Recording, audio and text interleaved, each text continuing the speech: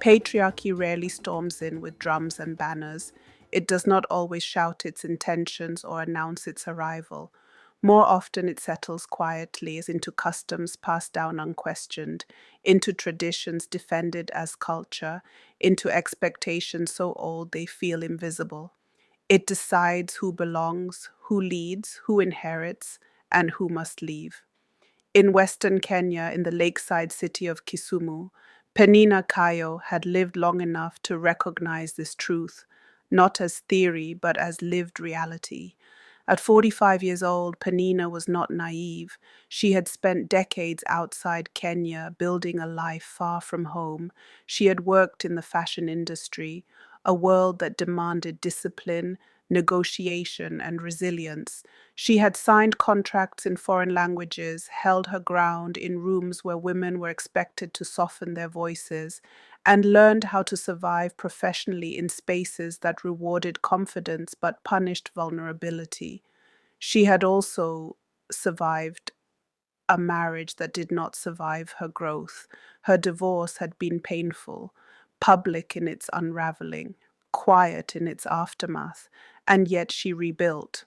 Nothing about Peninah's life suggested weakness. Nothing about her history suggested she would fold easily. But nothing, not the boardrooms, not the failed marriage, not starting over in a foreign land, prepared her for the battle she would face on the soil her mother once called home. 6 years earlier, Peninah returned to Kenya carrying two heavy things: grief and hope. Her mother had died, leaving behind more than memories. She left behind a piece of land in Kisumu, land she had bought herself after divorcing Peninah's father. Land acquired deliberately, intentionally, as a single woman who believed in independence. That land was not symbolic, it was practical, it was security, it was legacy, it was a promise that her children, sons, and daughters alike, would inherit something solid, something that could not be erased by marriage or tradition. When Peninah claimed her portion of the land, there was no protest, no objections, no warnings, silence.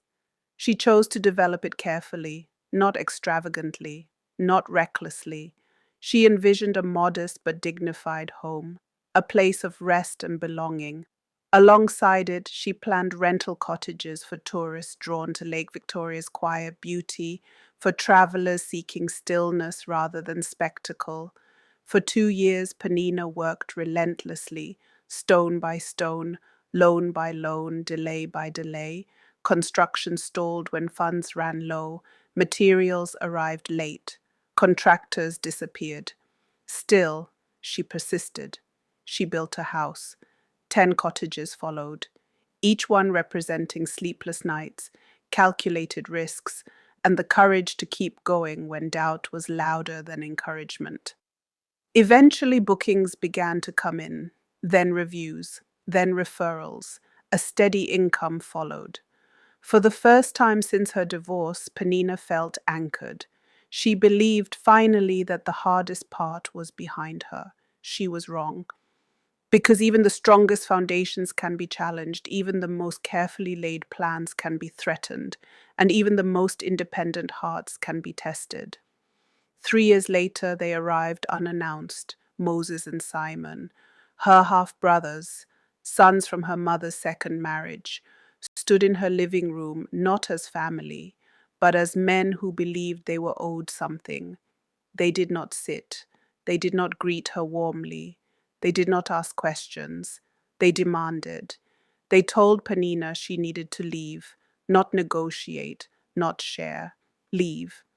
They argued that because they were men, men who would remain on ancestral land after marriage, they were entitled to the home and business she had built. They spoke of tradition, of lineage, of permanence. They wanted to move in with their wives and children. They wanted control of the cottages. They wanted her gone. And when she resisted, they threatened violence. Peninah responded with facts. She reminded them of Kenya's constitution, of the Law of Succession Act, of the legal recognition that daughters inherit land just as sons do. She reminded them that when she claimed her portion, they did not object. When she built, they did not protest. She reminded them that land still remained, enough for every sibling to inherit fairly. But fairness was never the goal. They wanted what was already thriving, what was already built, what already generated income. A legal battle followed. For a year, Peninah lived in fear. Her dogs were poisoned, silent warnings delivered without explanation. Her home was broken into. Documents disappeared. Locks were broken. County officials turned her away. Too easily, too casually. She suspected bribes. She suspected silence had been bought. And slowly, despite evidence, despite the law, she lost. The ruling did not just take property, it stripped dignity. Peninah was forced out of the home she built. Her income vanished overnight. Her furniture and art, collected over 20 years, were kept by the same men who claimed she did not belong. Her belongings were thrown out in the rain.